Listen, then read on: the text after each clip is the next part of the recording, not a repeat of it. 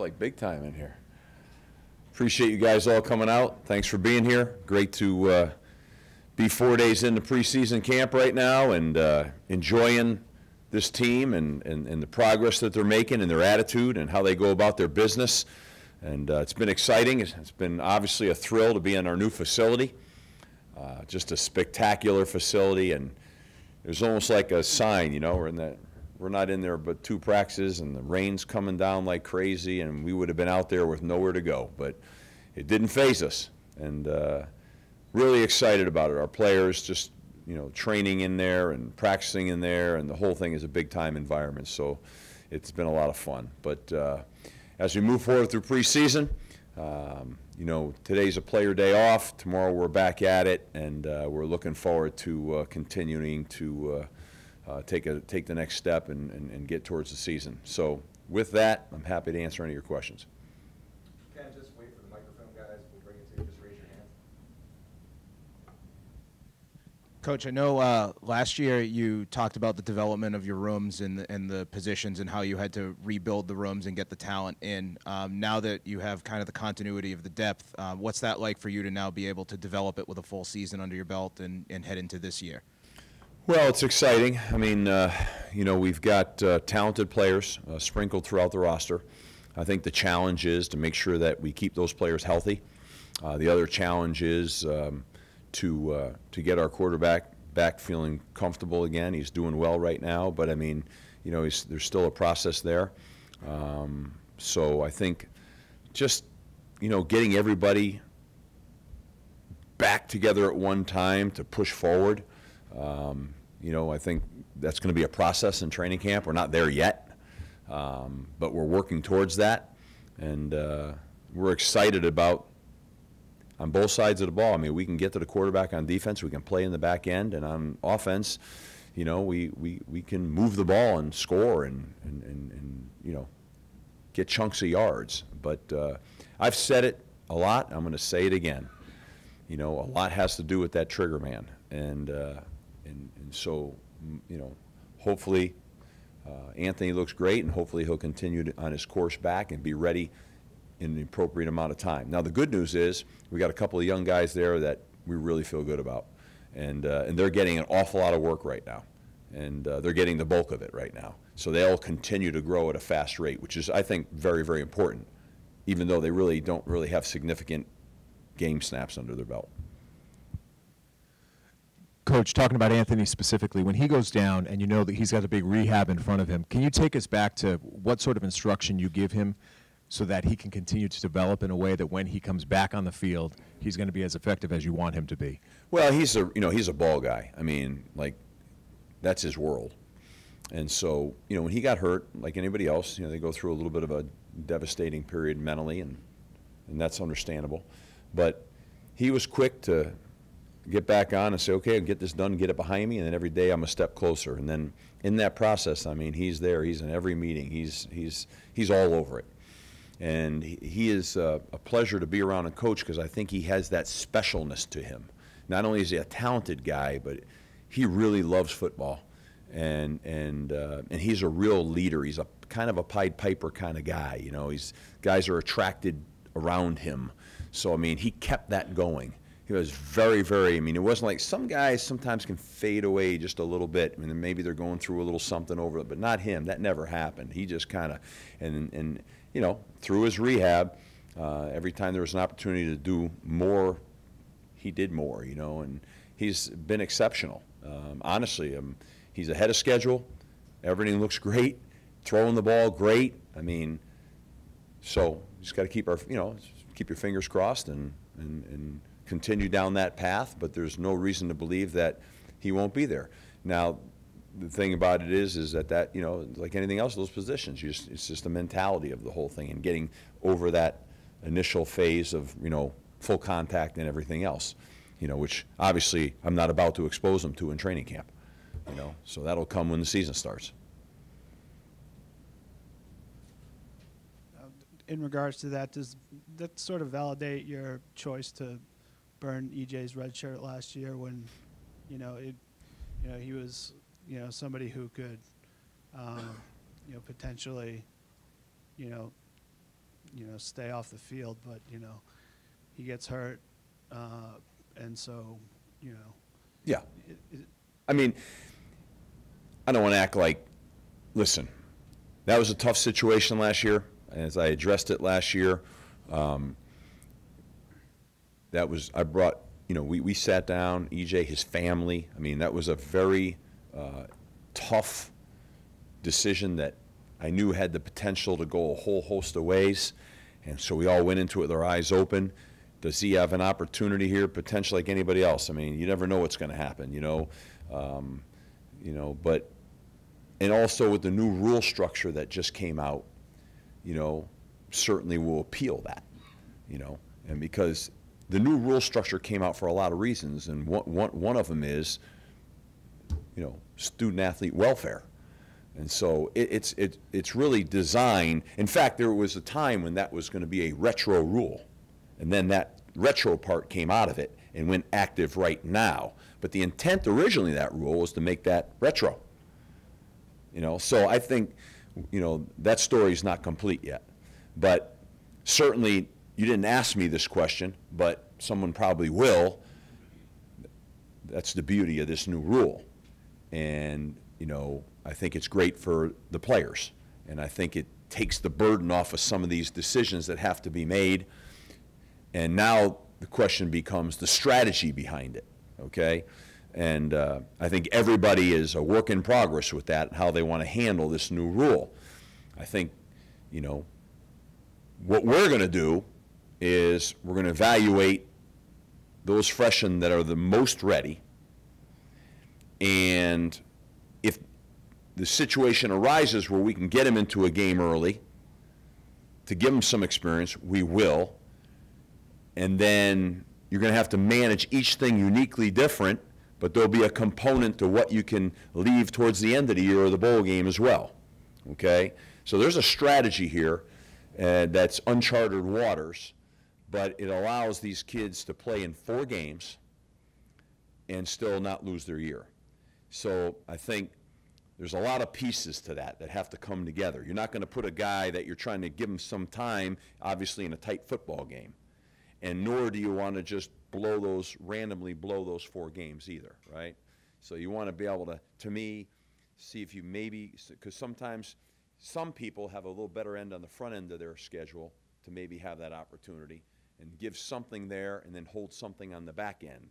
So it's going to be different for each guy. And then some guys are just going to flat play because they're going to play, and they may start out with one mindset, and then as they get in there, they may just say, wow, we're just going to play him. He's going to play this year. We're not going to worry about the 4-game rule. So it'll be a little fluid, but there's going to be a lot of discussion about it, and I think much more of a mindset of if a guy you think might be a guy and the opportunity arises, get him in initially early, get a little feel and when it's live. On the defensive side of the ball, Zach Allen was such an impact player last year. What went into his decision to return, and what skills has he been working on this summer? Well, I think his decision to return was, wanting to get his degree. I mean, Zach is a 3.7, I believe, GPA in finance, and it's very, very important to him and his teammates and being a part of something special. I mean, those are all the right reasons why guys want to come back, and of course, to continue to develop and have an opportunity for another year and mature. I mean, I already can look at Zach right now in preseason camp. He's different than he was last year in preseason camp. He's grown. I mean, he's a better player right now than he was last year at this exact same time. So that kind of validates why a guy does that, right? What was the last part you asked me? I think he's, guys that rush the quarterback are always, they want to, their pass rush skills. I mean, it's not that he's not working on run defense and defeating a block, but I mean, those guys all want to get to the quarterback, so they're working on different moves and different techniques, and that's got their major attention. And Zach's kind of maniacal about everything. I mean, he wants to be the best, and which is a great thing. And so it's kind of fun to be around him and watch him. Two quick ones, but a couple days ago you started to outline some of the small things that you thought you might want to focus on improving in order to take the next step, whether it was like sudden change situations, or Yep. third down, Yep. run defense. Can you just outline like those 5 points that you want to identify? Yeah, I mean, I'll give you a couple more. I mean, because we're focused on it right now. I mean, so you talk about taking the next step, and you talk about how do you take the next step. Well, we just got to take the next step. Okay, how are you going to get there? Well, you try to identify the areas that you feel that you need to improve upon. Duh. So, and then let the team see that we're attacking those areas and we have improved upon it, because then you feel like, okay, we had to get this done, we got this done. That means we're en route to, being more productive. So what are they? Well, third down on defense, stopping the run on third down. The third down run has become more predominant nowadays because people are getting into these, and we do the same, getting into these blitz packages, these dime blitz packages that put a lot of smaller bodies on the field. So consequently, people are starting to run the ball a little bit on third down, get you a little bit light on defense, and try to hit you with the runs, especially with teams like, when you have great pass rushers, right? What do great passers want to do? They want to get up the field, right? They want to get to the court, get up the field. And so, like, all of a sudden, there's open gaps sometimes in there. And so we, last year, felt like we needed to do a much better job on that. We also felt on defense that, a couple of things we wanted to be able to do was, a lot of teams, are getting up in tempo, and they have the ability to, try to unwind you. And we want to have answers for that. Okay, so we're working on that. Examples on offense. Third medium for us was a throwing down for us in a throw game that we really have a heavy emphasis on third medium. We also have a heavy emphasis on shotgun runs, because we don't want to be just a team that is under center when we're going to hand the ball off, and in the shotgun when we're going to throw the ball. Right? Simple, but we have we feel like now that like AJ is in year 2, he's an every down back right now, third down included. So we want to be able to run the ball and throw the ball out of shotgun. We want to be able to run the ball under center and come out under center, old school, and 3-step drop it, or 5-step drop it. So those are some things that we're working on. We're working on sudden change, both sides of the ball. We are doing something we call Irene, and the sirens blow and the horns go off, and we make our team go down into this calisthenic mode of a combination of sit-ups and up-downs, and I think they used to call them burpees, and then all of a sudden this goes on for a while, I blow the whistle, they have to sprint, both offensive, wherever they were, they have to drop into this activity, and then boom, they sprint to the line of scrimmage, and all of a sudden they're confronted, it's third down and 1. Win or loser, and then whoever loses, there's a consequence for that. So we're attacking that situation, and my whole thing, and really even more than that, was our thing is I want to attack it in duress, fatigue. That's why wherever they are, they drop, we get them exhausted, blow the whistle. Now, can we perform when we're completely gassed and everything's stacked against you? You got to go win. So I think people talk about that, but how do you train that? Well, this is something we're doing to train exactly that, so that in our toughest moment, when we're completely fatigued, because as the old saying, fatigue makes cowards of us all. So you're trying to figure out, how can I sustain a level of play when I'm completely fatigued, or at least a level of play that's better than the opponent across from me. So we're working on that. These are the things that we're working on. We're working on increasing our tempo, faster, and maintaining execution. So there's a host of things, not 20 things, but there's 5 or 6 things that we have. And every day, we attack them. Every day, we attack them. And also, can you explain just kind of your approach, or your thoughts on like scheduling, like especially going forward? Like, some people might look at like the Holy Cross game and say like, hey, why are you playing those guys or whatever? But just kind of like the games you want to see going forward and how you approach your scheduling situation.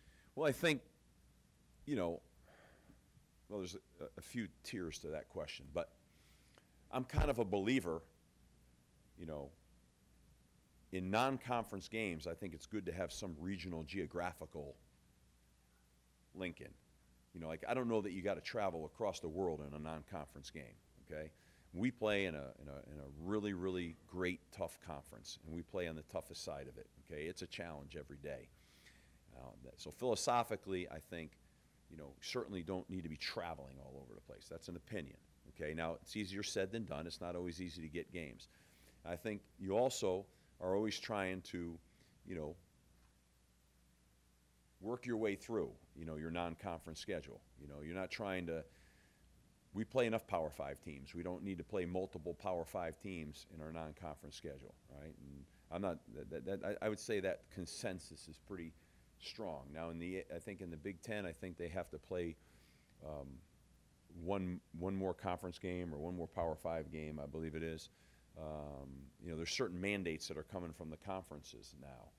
But, and then you got rivalries in there that people have to keep in consideration, you know, if your rivalry game is out of conference. So, but I think that, you know, I think like pro football and preseason camp has scrimmages now, right? I think it's good to have the ability to build because we just jump in that conference and there's no opportunity there. I mean, you're in it. You're in the deep end of the pool in every game you play, you know. So I think you have to be careful on what you're I don't think we should be going out and playing non-conference top 5 and other conference opponents. You know, I don't think that's necessary. And you know, I understand everybody wants to see you play everybody and all that other kind of stuff, but I think, you know, it's a long, hard season now. And if you're playing at a high level and you're fortunate enough to play in a conference championship, then there's a semi game, then there's bowl. I mean, holy cow, man, it's a lot, you know.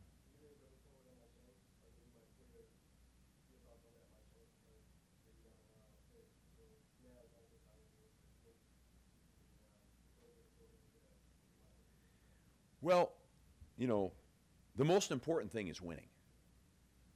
I don't see a lot of people, when you play in a good conference, I don't ever see a lot of people looking back and checking out their schedule, okay? So it starts with winning. So you want to put yourself in position, you know, that you can win the most football games you can win because that's momentum. One of the toughest things is you like to build. Momentum is good to build, right? And sometimes, you know, you want to be. I've seen some really good football teams get beat early in a season because they played a huge matchup game in game 1, and it affected the rest of their year. It might have been had they opened up with a lighter game, it might have been a completely different season for them, you know? So, you know, I think you just need to be careful in your scheduling, and I think, you know, you have to have an aligned plan. Certainly, the more established you are in your program, I think the more that, you know, you can change that up just a little bit. But how much do you really want to change it? I mean, you know. Now the conferences and TV may dictate some changes as we move forward. It may happen. That may happen. I can see that. There's already stuff that is starting to change, right? There's some mandates on what you can and can't do. And isn't it great to me to be able to see some of these regional games? Like we open up with UMass, we're playing UMass, right? There's a lot of interest, a lot of fan interest about us playing Holy Cross because of the old rivalry games. And I mean, I don't know what's wrong with that. Like you know, playing, you know, going out and playing these teams. I think has been really, really good. You know, and especially with these conferences the way they went. You know, in the old days in the old Big East, there was a lot of, you know, regional games and stuff. And I thought I think that's good. I'm a proponent of that, I guess. So maybe that's why you hear me kind of like just kind of going on a little bit about it. I like that a lot. Hi, Coach. Brenna Wilson, Charter TV3 in Worcester. Chris Lindstrom has been making an impact since he was a freshman. As he's heading into his senior year, what are you seeing from him now? He's dominant these 4 days we've been in camp. I mean, he looks like a big-time player. You know, he's developing into being an elite offensive lineman. I mean, really, honestly, like he's as good as there is in the conference right now. And I think that'll show to be true at the end. He's very, very competitive, very tough guy, what a tremendous representation of Boston College. He's just come in here and kind of guy that stands for all the right things. So, I mean, you know, you know, his whole family, and his brother Alec is a young guy here, is following exactly in the same course as Chris. So, you know, Chris will have a great opportunity to go on and play at the next level and have great things ahead of him. You know, I wish I had 20 of them. I mean, he's just a great guy, really, truthfully.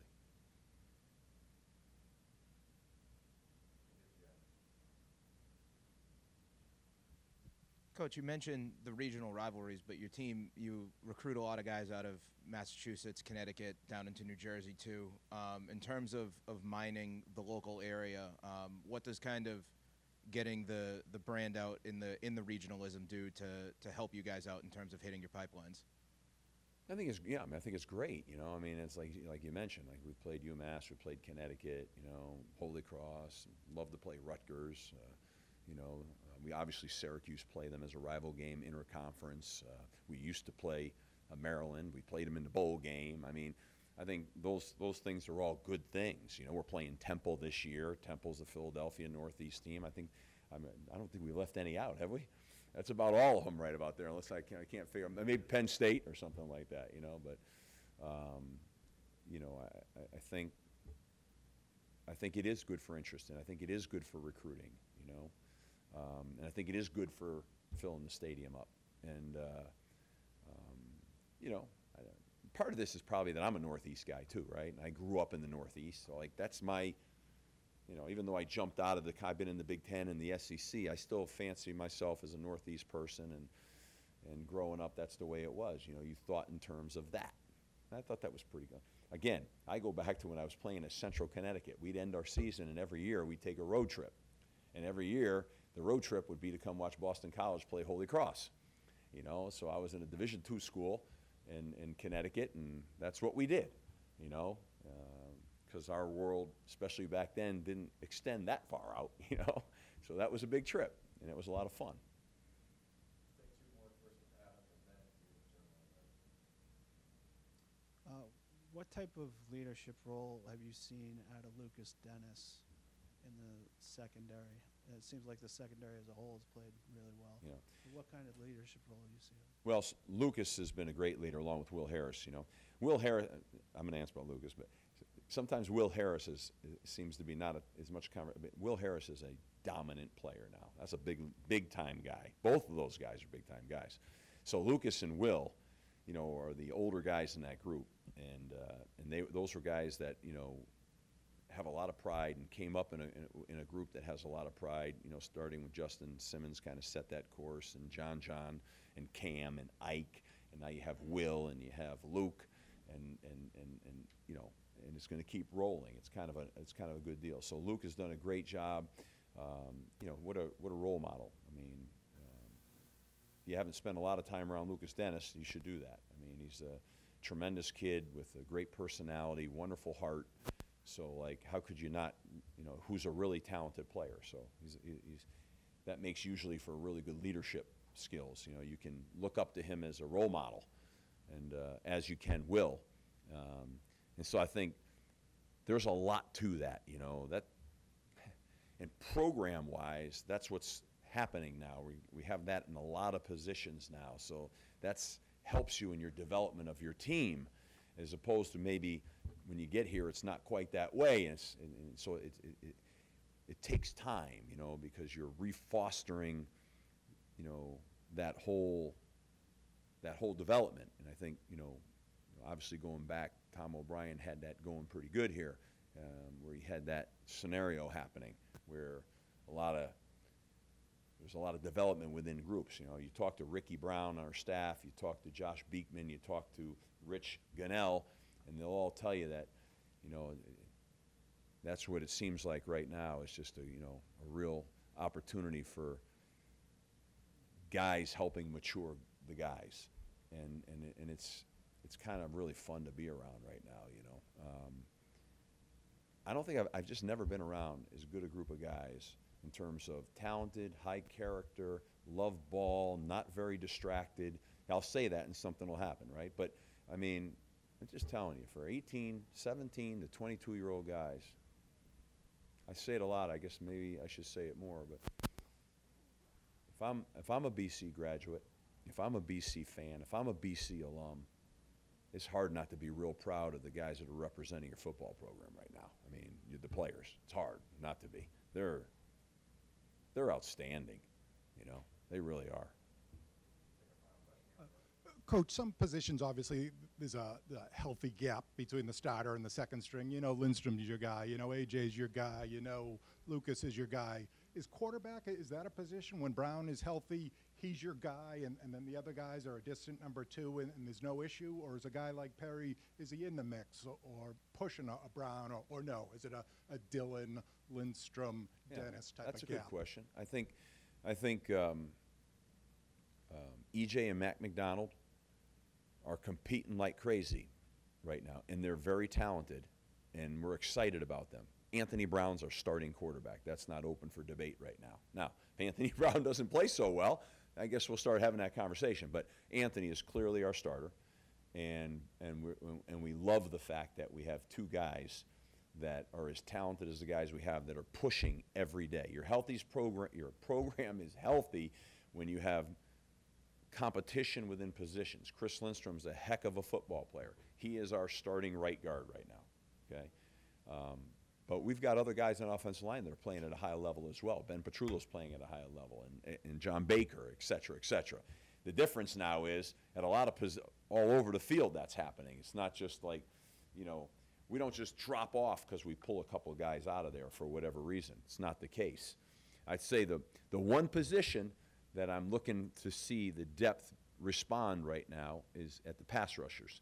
You know, Wyatt Ray and Zach Allen are two elite pass rushers, and we got a couple guys that we think have the talent and the ability, but we want to see them really start to come on. And I would say that depth is something. But your question, is Anthony Brown the starter? Absolutely. Absolutely. Steve, thank you. Thank you. All right, guys, take care.